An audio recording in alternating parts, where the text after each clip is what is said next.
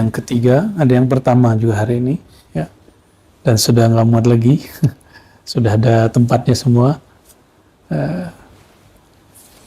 Insya Allah kita istiqomah pada asar kajian kitab silsilah Tariqah An-Naqsyabandiyah, judulnya Rasyahat Ainil Hayat.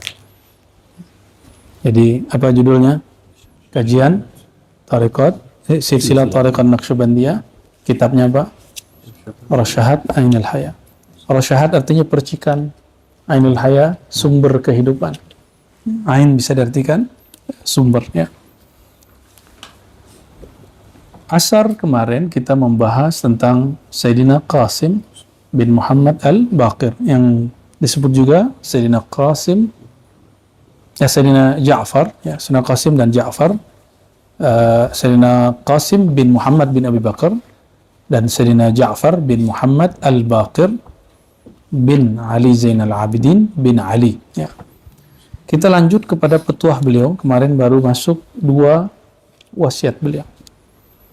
Nah, jadi kemakrifatan seseorang itu dilihat daripada kalam-kalam makrifat yang muncul darinya. Karena cangkir yang berisikan kopi pasti mengeluarkan air yang hitam. Cangkir yang berisi susu pasti mengeluarkan air yang putih.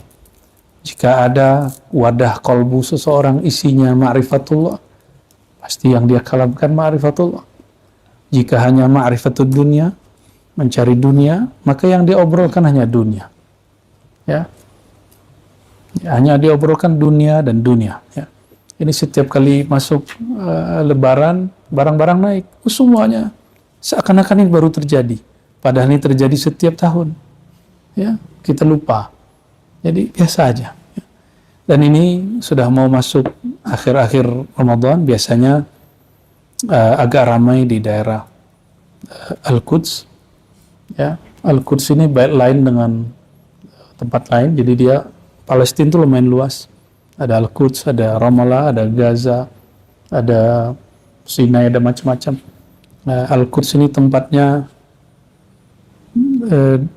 ada 3 agama besar di sana, Yahudi, Nasrani, dan ajaran kita Islam.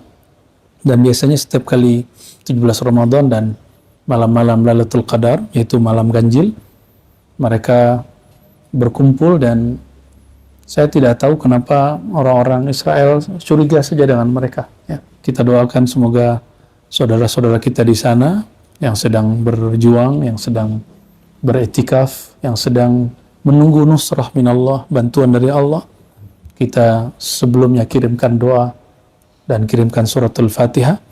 Al-Fatihah. Bismillah. Ya kana mriyan. Syaratul hadina Amin. Dan mohon tidak terbawa isu-isu politik dalam bab ini. Dulu guru kami Syekh Ali Mustafa Yaqub mengatakan hindari isu-isu politik dalam bab ini. Walaupun memang ada politiknya, dan kami beberapa hal tahulah, dapat kabar lah ya. Tapi kita secara rohani kita bantu. Biasanya setiap tahun ada mereka yang datang dari sana. Ya, silakan berbagi, tapi hati-hati. Jangan sampai yang kita bagi sia-sia. Ya. Kita husnuzon dengan semua orang, namun hati-hati. Ya, karena saya lama juga di lembaga-lembaga filantropi, dan ketika kami mengirim bantuan, itu tidak sampai. Tidak boleh masuk. Nah, maka yang paling aman lewat resmi. Ya. Dan itu lebih afdal. Khair, Allahumma salli ala Sayyidina Muhammad wa ala ali Sayyidina Muhammad. Beliau melanjutkan Imam Ja'far Shadiq bin Muhammad al-Baqir. Bagi kita beliau imam ahli sunnah, meskipun bagi kelompok Rafidah mereka mengklaim juga itu imamnya. Ya mirip-mirip lah ya. Jadi ini imam yang diperebutkan beberapa aliran. Ya. Apa kata beliau? As-salatu qurbanu kulli taqi. Salat itu, kita baru saja salat, kurban. Kurban berarti bahasa Indonesia, tapi kurban dalam bahasa Indonesia artinya menyembelih. Namun asal makna dari kurban adalah mendekatkan diri kepada Allah dengan cara menyembelih. Tapi kata kurban fil mustalah al-arabi itu umum saja. Maka setiap amalan yang mendekatkan diri kepada Allah disebut kurban. Dan amalan yang paling dekat kepada Allah adalah salat. Ya. Wa qala as-salatu kurban. Ya. Kenapa paling dekat? Karena Allah paling suka dengan hamba yang fokus kepadanya. Apabila seorang hamba takbir Allahu Akbar, maka alam ini kecil bagi dia. Yang besar hanya Allah. Nah, itu Allah suka. Allah suka dengan hamba-hamba yang seperti itu. Lalu ketika kita baca Fatihah, ada mungkin jarak jauh. Dialog utama pasti dalam keadaan dekat. Ya. Wal hajju jihadu kulli dha'if. Haji itu jihad bagi orang yang dhaif. Maksudnya, dalam hadis Nabi ada kalimat al-hajju jihadun nisa. Ya, atau jihadu kunna al-hajj. Ada hadis begitu, jihad kalian wahai kaum perempuan adalah haji. Karena perempuan secara fisik ini bukan bias gender, bukan, tapi faktanya memang begitu, ya. Lebih lemah sedikit dari laki-laki, walaupun dalam bab tertentu laki-laki tidak sanggup melahirkan, perempuan lebih kuat, ya. Wa zakatul badani as-siyam. Ada zakat harta, ada zakat ilmu, ada zakat badan. Apa zakat badan? Istilah-istilah begini, ini bukan istilah fikih. Ini istilah keilmu kerohanian. Zakat apa namanya? Zakat badan. Apa zakat badan? Puasa, as-siyam. Bagaimana dengan zakat fitrah? Zakat fitrah itu zakat makan sehari. Lain lagi. Ini bab hakikat. Zakah artinya pembersih. Zakatul badan, pembersih badanmu adalah puasa. Jadi kita walaupun hanya itikaf 10 hari, insya Allah ini cukup modal untuk setahun membersihkan diri. Ya. Maka nanti jika ada waktu dan istiqomahkan, puasa 3 hari sebulan, atau Senin dan Kamis, atau yang paling afdal puasa Daud. Ya, tidak perlu ijazah kalau puasa itu. Langsung saja puasa. Lalu warraji bila amalin karramin bila watrin. Orang yang berharap saya ingin itikaf tapi anak saya masih kecil. Saya mau itikaf tapi saya belum punya duit. Saya mau itikaf, anak saya lagi sekolahan. Saya mau itikaf, anak saya pulang sekolah. Saya mau itikaf, apa lagi? Ya, istri saya kawin. Bukan, anak saya nikah maksudnya. Anak saya nikah. Nanti saya mau itikaf, tapi anak saya punya cucu. Aduh, panjang. Nggak ada ceritanya. Jangan diundur-undur lagi. Dan makanya saya apresiasi bagi yang sudah mantap dan jauh-jauh, ya. Barakallahu fikum. Ya, semoga Allah istiqomahkan kita semua. Amin ya rabbal alamin. Ini sunnah yang sudah jarang diamalkan. Iktikaf dengan metode pakai khibah. Khibah, tempat ruang khusus. Yang dulu hatta sahabat Nabi, istri-istri Nabi SAW melakukannya.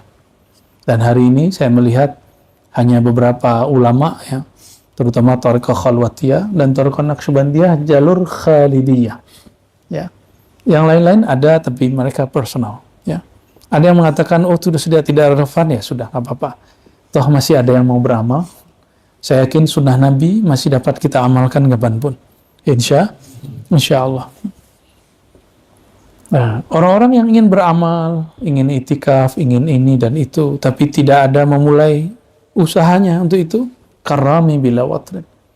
Sama seperti orang yang memanah tapi tidak punya busur. Memanah tidak punya busur. Nah, maka tuan-tuan ini semua yang hadir, ini sudah disebut rami biwatrin, dengan busur. Sampai tidak sampai, urusan Allah. Ya, nanti Allah yang membuat sampai. Ya. Maka kita panah kalbu kita dengan menyebut nama Allah sebelum nanti panah-panahan yang sebenarnya terjadi. Ya. Kenapa perjuangan-perjuangan umat Islam hari ini sulit sekali menang? Ya, karena memang belum saatnya. Kata Imam Athaillah Sekandari, ya, engkau menginginkan sesuatu sebelum Allah menghendakinya, ya, itu salah satu yang menandakan su'ul adab kepada Allah. Inilah yang terjadi. Dulu pernah terjadi pada sebagian sahabat, lalu dididik oleh Rasulullah dan mereka berhasil. Kilo lagi, sudah sampai. Lalu Rasulullah SAW mengalah.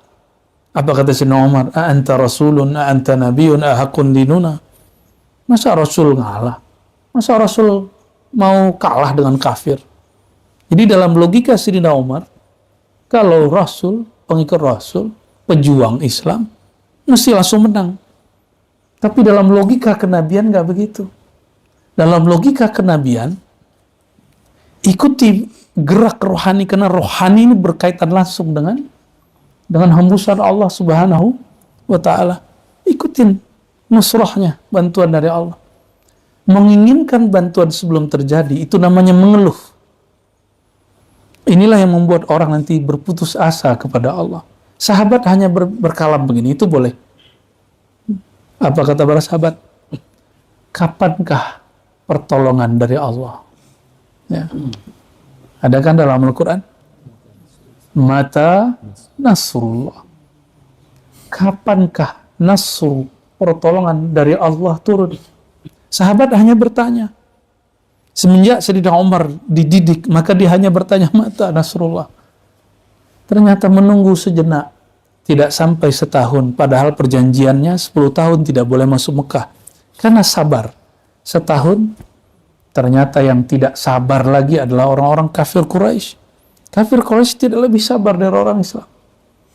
Akhirnya, perjanjian Hudaybiyah dibatalkan, Rasulullah dan para sahabat termasuk Sayyidina Umar pun umrah. Sabar. Sabar memperjuangkan Islam, memperjuangkan dakwah, termasuk memperjuangkan negeri Palestina, Al-Quds. Sabar. Orang kan nggak sabar. Ya. Akhirnya semangat kita melempem. Lalu kita menyalahkan orang lain, mencari kambing hitam. Bukan itu masalahnya. Masalahnya nasrun minallah itu. Dan semua hadis kalau antum coba lihat, Al-Quds itu, kita sedang mempersiapkan batin kita untuk ke sana. Hanya ditaklukkan Allah nanti melalui Imamul Mahdi, Sayyidina Aisyah. Maka batin kita harus siap dulu untuk menunggu mereka. Siapkan batin. Karena Sayyidina Al-Mahdi bawa ma'rifatullah, Sayyidina Aisyah ruhullah. Berarti mereka dimensinya, dimensi rohani. Orang yang nggak faham ini, nanti Sayyidina Aisyah dianggap Dajjal. Sayyidina Al-Mahdi dianggap Dajjal. Maka kita siapkan batin kita. Nah, dan dalam kitab-kitab Thariqah itu disebutkan, insya Allah Mahdi nanti memakai Thariqat ini. Dan saya sudah ketemu beberapa kitab Thariqah dan semuanya mengatakan, hampir semua, Imam Mahdi nanti memakai Thariqah kita. Di Naqsyabandi begitu, di Samaniyah begitu, di Ba'alawi begitu, di Tijani begitu, di Idrisiyah begitu. Oh, kesimpulannya sederhana. Semua Thariqah nanti ada di qalbu Imamul Mahdi. Maka guru saya berpesan, persiapan akhir zaman itu hanya melalui jalur rohani.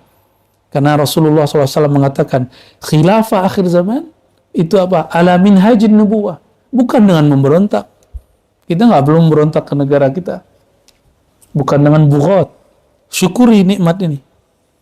Imam Mahdi itu nanti tidak perlu memberontak. Nanti beliau membangun khilafah ala minhajin nubuwah. Minhajin nubuwah, minhaj kerohanian. Itu rohani, yang bergerak rohani. Bukan hanya lagi pikiran ini. Bukan lagi emosi. Rohani yang bergerak. Itu pemerintahannya. Pemerintahan yang sifat dibangun dengan kerohanian. Persis seperti Rasulullah bangun Madinah. Al-Madinah Al-Munawwarah. Maka apapun yang dilakukannya, pasti berdasarkan gerak rohani. Walaupun akal kita nih, kenapa dia begini? Kenapa dia begini? Saya nggak tahu. Nggak habis pikir nanti. Seandainya kejadian Hudaybiyah berulang lagi. Mungkin antum nanti akan bilang, imam kita nanti itu kalau nanti dia keluar, dia muncul. ente bukan Mahdi yang asli, ente Mahdi kazzab, ente Mahdi pembohong.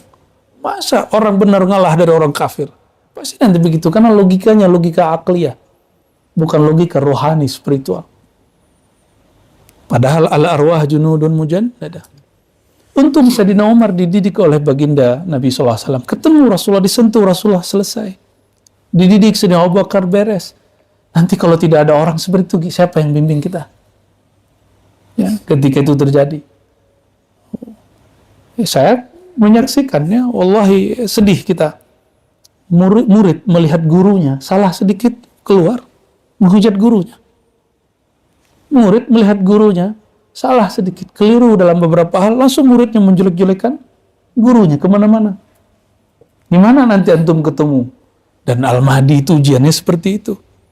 11-12 itulah makna ismuhu ismi. Al-Mahdi itu isimnya isimku. Berarti musibah dia, musibahku hampir sama. Hanya perbedaannya nanti kejadiannya dulu di Hudaybiyah, nanti di mana, wallahu a'lam. Ya.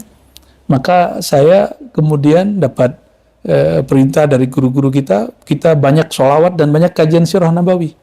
Nah, di Ribat kita biasa di luar Ramadan kajian kitab Asy-Syifa mengenai sirah nabawi. Karena itu cara untuk mengenal beliau nanti. Ya, kita berdoa kepada Allah, semoga rohani kita dibimbing oleh Allah. Seandainya pikiran ini salah, semoga bimbingan rohani membimbing dia, mengait dia. Insyaallah, amin ya rabbal alamin.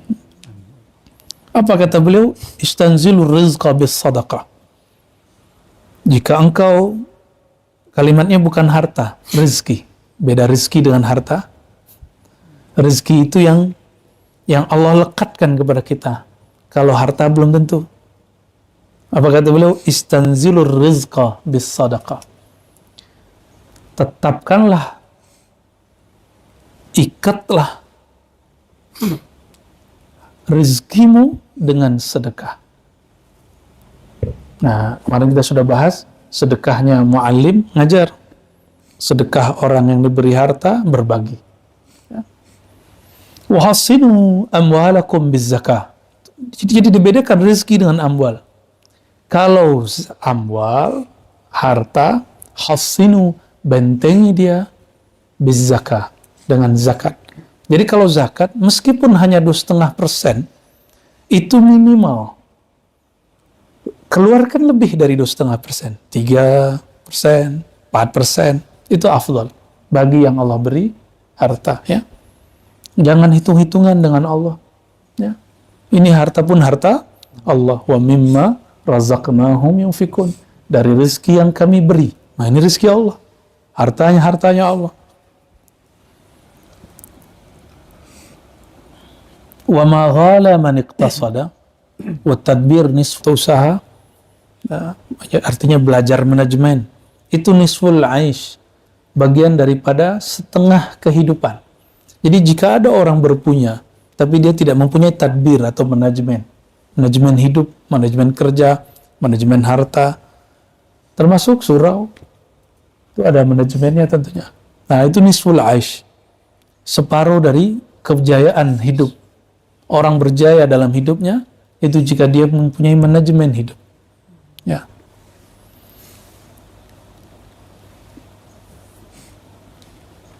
Tu'datu nisful aqli wa qillatul ayal ihdas yasarin wa man hazzana walidai faqad aqqahuma. Ya, kita loncat aja.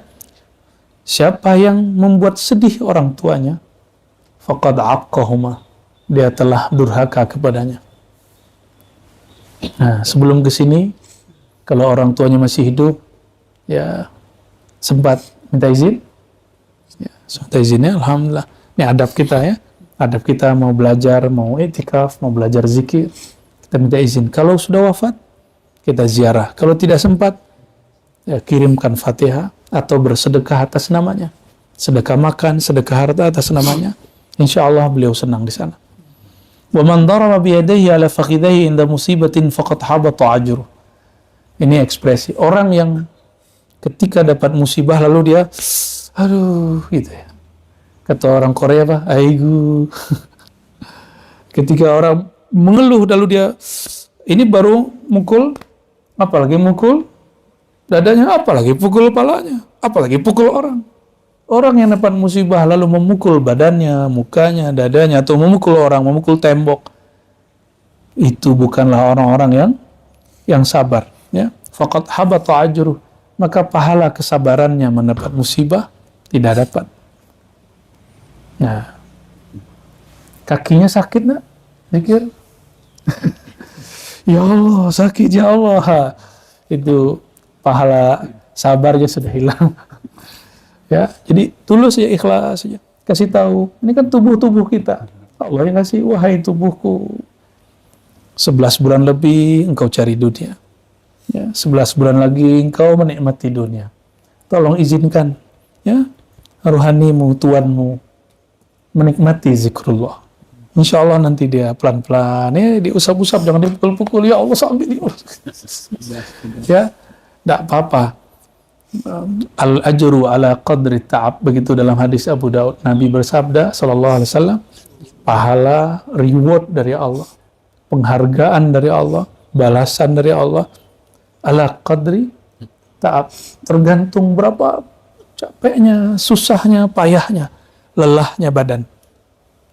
Zikir, sakit di sini ya, benar nggak? Punggung, nanti besok kalau saya ingat ya, nanti kita ice breaking, jadi rehat sebentar, pijit-pijitan sama-sama, insya Allah ya, biar badannya segar lagi, biar tambah akrab juga ya, insya Allah.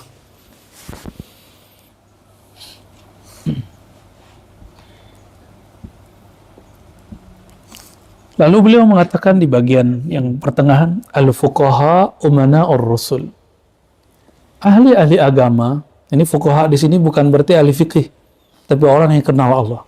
Karena beliau berbicara saat itu mazhab fikih belum berdiri. Dulu yang disebut fuqaha adalah al-arifina billah, orang-orang yang kenal kepada Allah dan kenal ajaran Rasulullah SAW. Jadi dia mengerti ilmu yang zahir dan ilmu yang batin bersamaan. Dari mana kita tahu? Dari penjelasan Imam Ghazali dalam bagian awal dari kitab Ihya Ulumuddin. Beliau menyebutkan fuqaha itu dulu semua, bukan hanya satu ilmu yang zahir. Fuqaha itu umana'ur rasul, mereka adalah pemegang amanah kerasulan. Karena kerasulan sudah selesai, tidak ada lagi syariat yang baru, tidak ada lagi nabi yang baru, maka sir mereka diturunkan dari sir Rasulullah sallallahu alaihi wasallam. Maka menyakiti ulama, menyakiti Rasul. Ulama yang mana? Ulama yang arifina billah, yang kenal Allah, bukan hanya yang ahli fatwa, ya, tapi yang ahli fatwa dua alam, alam zahir dan alam batin, sebagaimana Rasulullah SAW.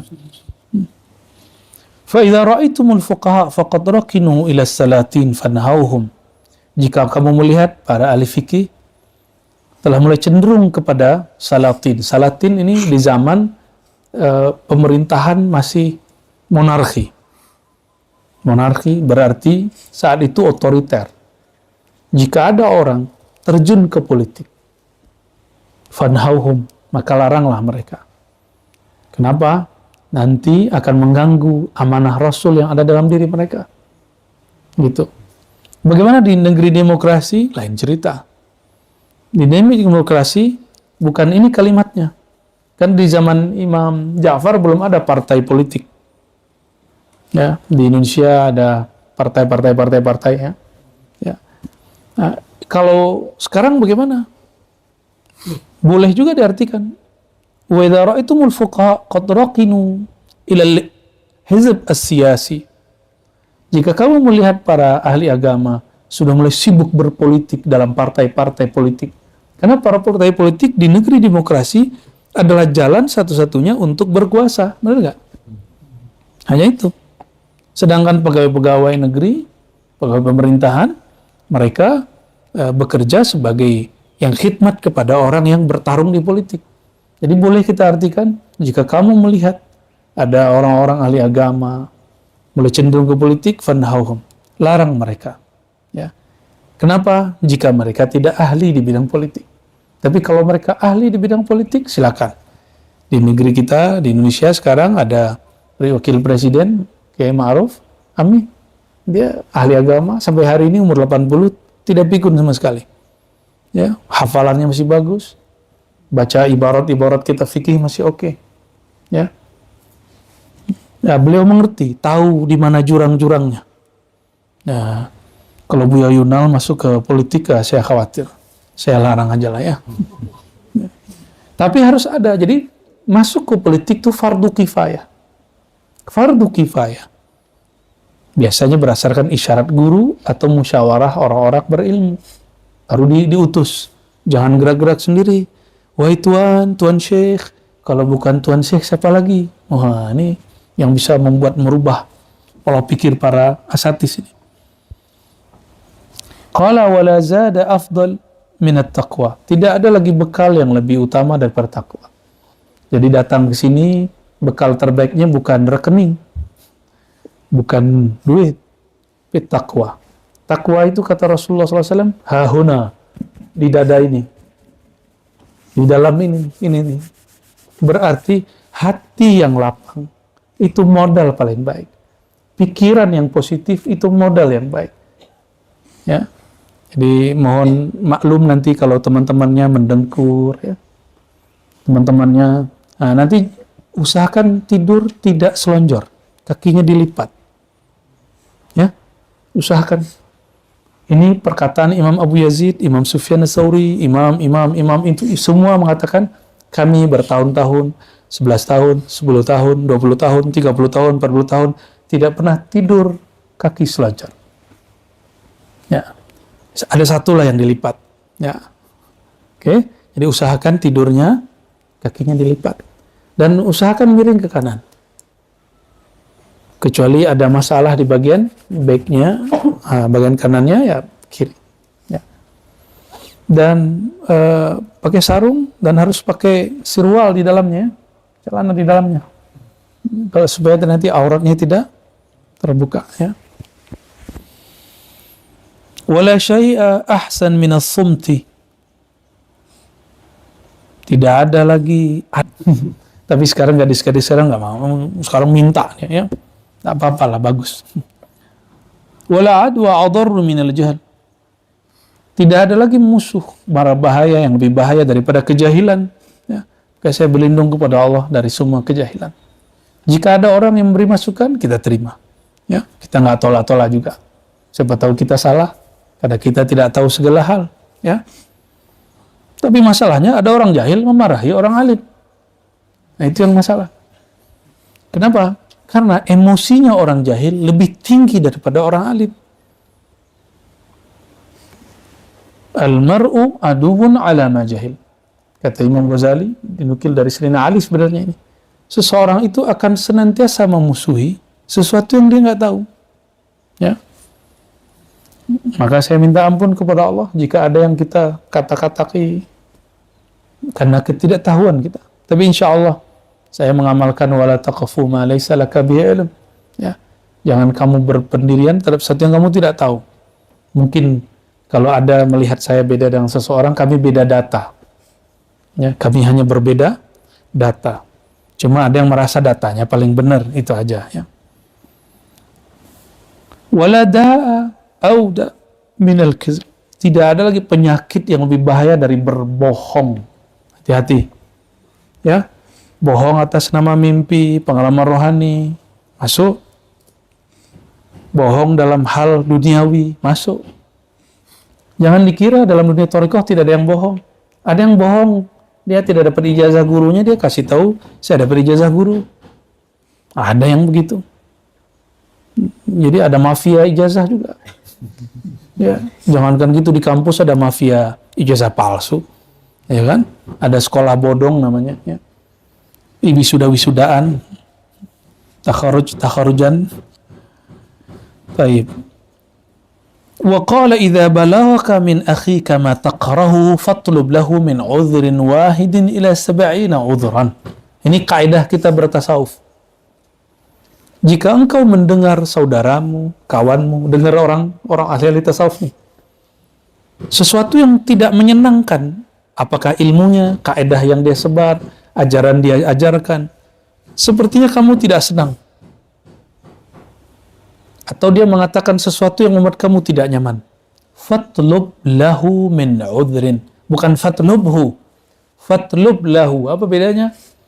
Maka carikanlah dalam pikiranmu alasan yang kira-kira membuat kamu berpikir positif terhadap orang itu.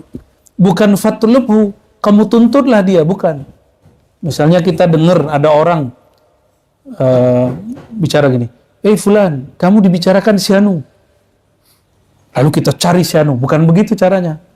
Fatlub lahu. Kamu bangunlah dalam pikiranmu, bina dalam pikiranmu, berpikir positif. Justru kalau kita langsung tanya kepada orangnya, itu namanya kita emosi. Nah, banyak yang salah terjemah di bab ini.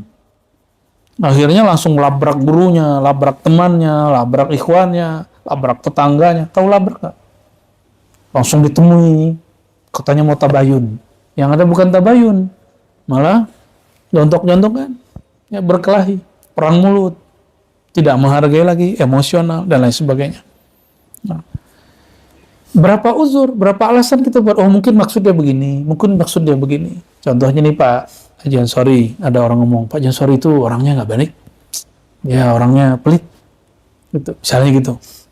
Terus sampai, oh mungkin maksud dia, waktu itu saya ketemu seseorang, orang ini menurut saya bermasalah, saya bilang nggak usah kasih tahu, dia salah paham, mungkin dia salah paham. Kita nggak bilang, dia ini pembenci saya, nggak begitu ya. Berapa uzur? 70 uzran. Nah, kaidah ini diambil oleh Imam Abu Hanifah. Ternyata Abu Hanifah sering diomongin orang. Dan dia ambil ini. Beliau sering dikata-katai Hamad bin Zaid, najis. Ya, sering disebut bid'ah. Waalaikumsalam. Sering disebut macam-macam. Tapi apa kata beliau? Ya, dah, silakan dah. Dah, ai. Pak Ai kami manggilku. Ya. Marhaban. Nah, jadi, kalau kita mendengar aib seseorang, atau ada kalam-kalam dia dalam bab hakikat, lalu kita bawakan kepada 70 uzran. Mungkin maksudnya begini, mungkin maksud begini. Nah, inilah yang dilakukan oleh Imam Abu Hanifah. Betapa indahnya dunia, indahnya majlis, indahnya para asatis. Jika ada orang ingin adu domba dia, ada orang ingin jelek-jelekan saudara kepada seorang syekh. Ya, misalnya ada orang bawa kabar kepada saya, menceritakan tentang Pak Haji Ansori. Oh, saya bilang, maksudnya nggak begitu, kamu nggak ngerti. Kita kalamkan begitu, ya. Jadi kita cut langsung, supaya tidak ada lagi orang bawa. Nah, ini saya ulang-ulang, sebulan ini saya ulang-ulang kalam ini. Kalam Sayyidina Syekh Abdul Qadir Jilani, salah satu thariqat yang dibawa oleh Maulana Khalid Al-Baghdadi Khalidiyah. Apa kata beliau? Syaitanul jin la yaqdiru alal insan illa bi syaitanil ins. Syaitannya jin tidak sanggup memperdaya manusia kecuali melalui syaitan manusia. Jadi ini teman-teman ini semangat zikir. Syaitan sedih. Jadi setiap kali teman-teman ini zikir, syaitan sedih. Nanti ada yang tidak sengaja bercerita pengalaman rohani. Ini kalau ada orang cerita pengalaman rohani, tidak bertempatnya syaitan berkalam. Kamu hebat ya. Kamu usul ya. Kamu arif billah ya. Kamu wali ya. Begitu.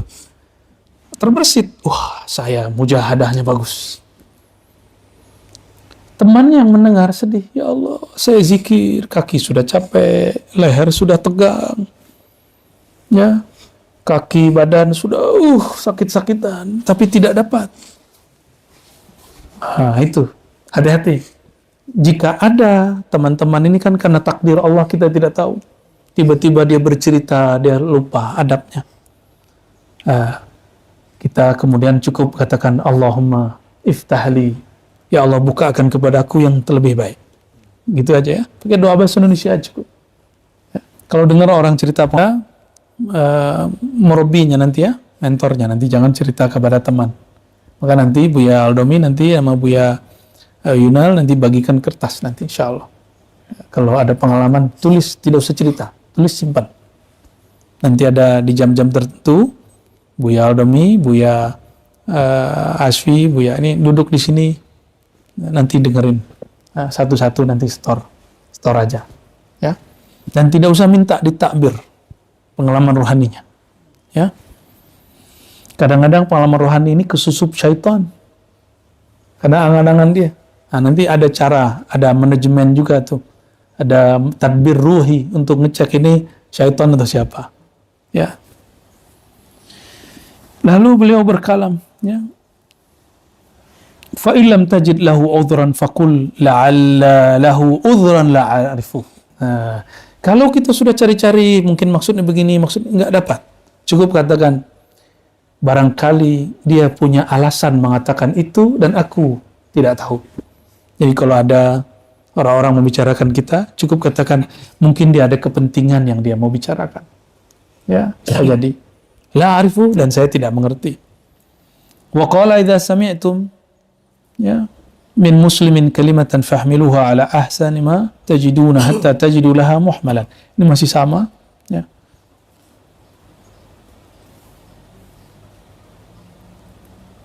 Lalu kita ringkas ke bawah, ya.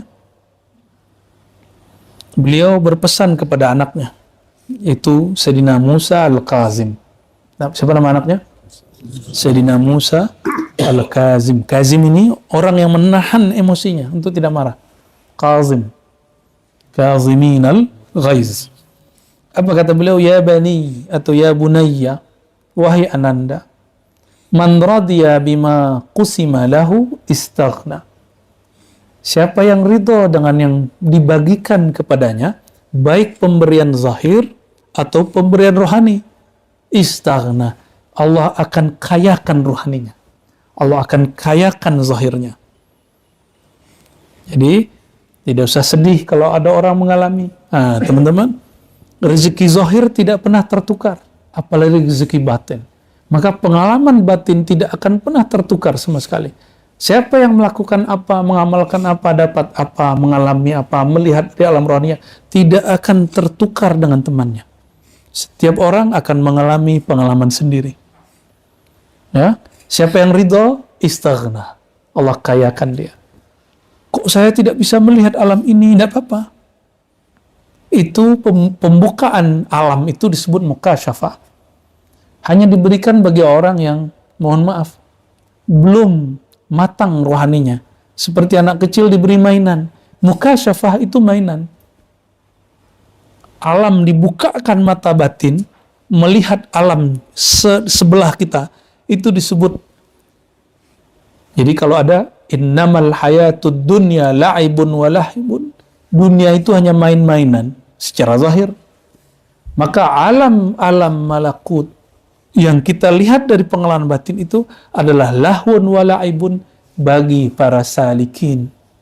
Kalau yang tadi dunia, mainan bagi abna'ud dunya, pencinta dunia. Kalau mukasyafah, mainan untuk siapa? Salikin, orang yang sedang menempuh jalan kepada Allah Subhanahu wa ta'ala. Ya, orang-orang yang sudah mulai belajar zikrullah. Wa man madda 'ainah ila ma fi yadi ghairihi mata faqiran. Ya. Ini ada orang sudah berkecukupan tapi masih melirik kelebihan orang lain. Ada orang miskin, merasa fakir, merasa berkekurangan. Jadi kurangi melirik-lirik orang. Ya. Zikir-zikir saja, usaha-usaha saja. Termotivasi oleh orang lain boleh, tapi menginginkan yang orang punya jangan. Ya. Kenapa orang ini merasa selalu berkekurangan? Dia menginginkan yang orang punya. Lama-lama sifat itu akan memunculkan satu penyakit dalam diri namanya hiqdun wa hasadun, penyakit iri dengki. Jadi iri ini tidak hanya dalam bab dunia. Kawan dapat ijazah, kita tidak dapat ijazah, itu bisa juga tuh. Maka di sini kita hilangin istilah-istilah begitu, nggak ada. Ya, di majelis kita skip itu urusan dalam itu. Ya. Wa man istasghara wa man lam yarda bima qasamallahu lahu ittahamallaha fi qada'i. Udah zikir tapi kok rasa beda dengan kawan. Udah usaha tapi kok hasilnya lain dengan kawan. Lalu kemudian berpikir, kenapa saya begini? Kok dia begitu? Kenapa dia sukses, saya tidak sukses? Kenapa dia futuh, saya tidak futuh? Kenapa dia usul, aku tidak usul? Wa man lam yarda bima qasamallahu lahu. Orang yang tidak ridha dengan yang Allah beri, dia sedang menuduh Allah salah dalam menciptakan takdir. Nah, makanya rukun keenam itu pamungkas. Rukun keenam adalah syarat sempurnanya iman seseorang, baru dia merasakan ihsan. Baru dia akan merasakan dipandang oleh Allah penuh kasih sayang. Jadi kalau kita tidak pernah berbaik sangka kepada Allah, bagaimana antum akan merasa akan dipandang dan dipandangnya penuh kasih sayang? Jadi berbaik sangka kepada Allah. Satu nafas yang Allah beri, satu gerak yang Allah kasih, itu semua adalah hadiah darinya. Oh, saya diberikan ujian. Ujian itu hadiah. Serius, itu hadiah. Kalau anak kita atau kita sekolah, lalu tidak masuk daftar nama ujian, kita protes kepada sekolah. Ya, Dawami pernah namanya hilang, tidak masuk daftar ujian? Tidak pernah, tapi kawannya pernah. Ya, kawan saya pernah. Oh, karena baru masuk kuliah. Kawan kita nggak masuk namanya. Padahal dia masuk aktif. Pas jam waktu jadwal ujian akhir, namanya tidak ada. Oh, susah sekali. Jadi kita dalam bab dunia kampus, dunia sekolah, kenapa menginginkan ujian? Malah kalau kami ujian disertasi, Bialdomi kalau ujian disertasi itu diundang seperti pesta. Ya. Oh, jadi ujian itu menjadi hari raya. Oh, benerlah kata Imam Notailah. Ujian itu adalah hari rayanya para muridin. Ya. Jadi kalau lagi diuji kakinya sakit, wah itu hari raya itu. Ya, ada badan sakit-sakit ya. Kalau ada obat bawa dari rumah, minum. Jangan sampai tidak diminum ya.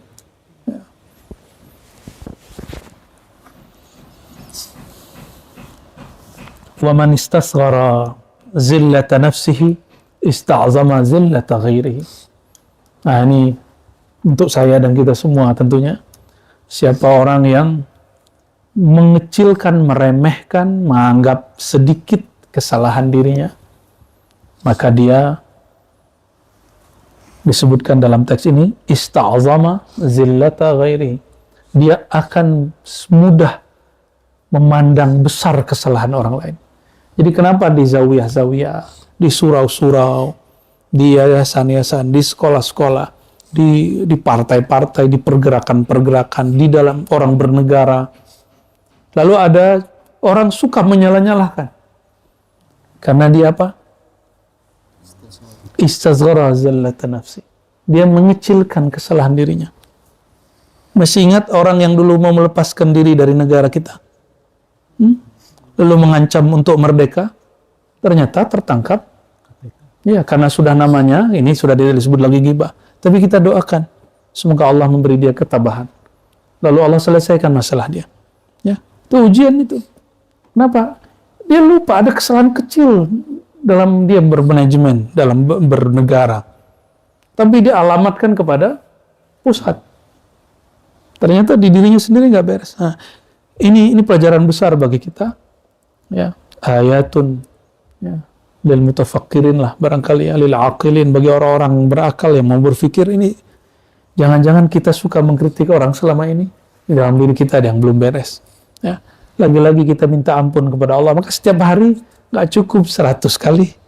Nah, alhamdulillah kita ada khatam istighfar, khatam Maulana Muzhar, itu juga beliau kalau sekali duduk 1000. Nah, karena sudah akhir zaman jadi diringkas, dirukhsah masing-masing 100 ya, karena rumah kita banyak, jadi nanti jumlahnya juga tetap 1000 lebih, 4000 bahkan. Jadi mulai detik ini, sore ini, kurang-kurangi memandang salah orang. Tidak usah jauh-jauh bernegara ya, kesalahan teman di samping, dia naruh barang salah, tidak usah, kenapa ini, langsung bantu pindahin barangnya baik-baik. Ya, mulai khidmat. Karena thariqah yang paling berat itu bukan riyadhah. Thariqah paling berat itu khidmat kepada sesama. Khidmat kepada guru mudah. Karena guru punya tuah, punya haibah. Tapi khidmat kepada sesama ikhwan, sesama salik, sesama orang itikaf, itu sulit. Siapa dia? Untuk apa saya untuk khidmat kepada dia? Hati-hati ya. Jadi nanti saling bantu-bantu ya, saling mengingatkan dengan teman-temannya. Bangun kekeluargaan. Jika di luar sana orang beragama untuk tengkar-tengkar, mungkin dulu saya juga pernah begitu. Ya, sekarang kita bangun beragama itu untuk bersaudara. Namanya saudara pasti ada sedikit, ya kita dengan saudara kita bertengkar tapi baik lagi, ya, dan tidak ada dendam. Ada dendam dengan saudara? Tidak. Walaupun saudara kita salahnya 1000 kali, kita nggak dendam. Pinjam tak balik-balik, nggak masalah. Ya, ya begitu nggak? Maafi muskilah, tapi kalau antum pinjam ke saudara di sini harus balik. Wa man istasghara zillata ghairih ista'zama zallata nafsi. Orang yang mencoba mengecilkan kesalahan orang lain, oh mungkin maksudnya begini, dia tidak bermaksud begini, mungkin dia sedang khilaf, sanggup begitu? Antum jadi wali Allah, jadi wali gampang. Ya, wali bukan wiridan 70.000. 70.000 itu untuk mendapatkan sakinah di kolbu. Ala bidzikrillah tatmainnul qulub. Kalau jadi wali enggak, jadi kekasih Allah, mewarisi sifat-sifat Rasulullah. Ini sifat Rasulullah. Ya. Dan kewalian ini bukan didominasi ulama. Orang awam boleh. Banyak ulama tidak begini. Banyak ulama mampu berbahasa Arab, agak baca kitab, tapi kesalahan orang besar semua sama dia. Kesalahan dia lupa. Nah, orang rohaninya, kalau dicaci maki tidak balas. Mampu? Insya Allah kita berjuang. Nanti itu ya. Ada masalah, kita kurang-kurangi. Ya. Jadi kenapa ada orang dicaci maki, dia tidak balas? Karena ini dalamnya. Dia selalu menganggap, oh maksudnya begini, maksudnya begini. Mungkin orangnya dia terpojok. Mungkin dia lagi sedang shock. Mungkin dia dapat berita yang salah. Ya, selesai. Ya bani, man kashafa hijaba ghairihi, in kashafat auratu baitih. Orang yang coba buka-buka aib orang lain, dia akan dibuka. Dia sama saja membuka aib dia sendiri. Ya. Wa man salla, ini bab politik, man salla sayfal baghi qatala bih. Kita nggak usah terjemah, untuk nanti untuk beberapa tahun ke depan.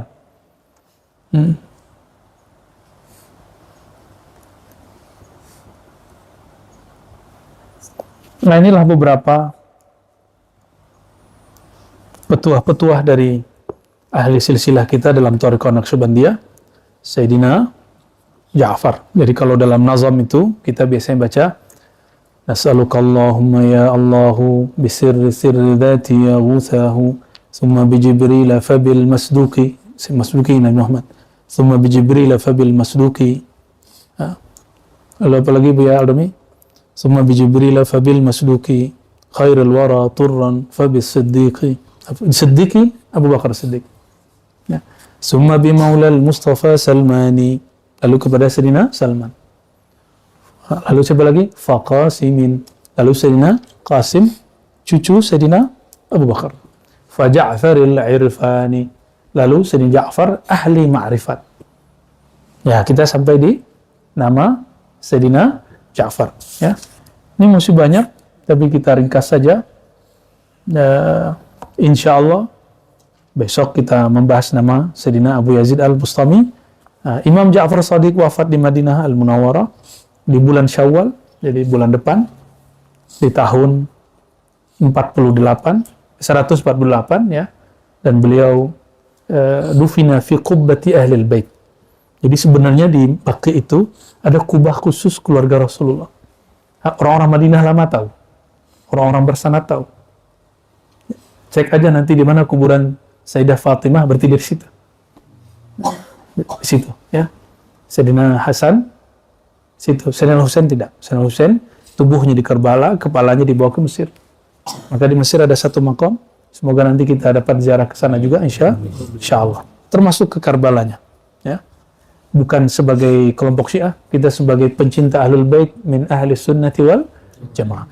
Barangkali itu adab-adab yang dituahkan, yang dikalamkan Sayyidina Ja'far Shadiq, zuriat Nabi SAW, wali kutub, wali ghaus di zamannya, untuk pegangan kita di masa-masa ini, akhir zaman ini. Semoga Allah Ta'ala mengistiqomahkan kita semua.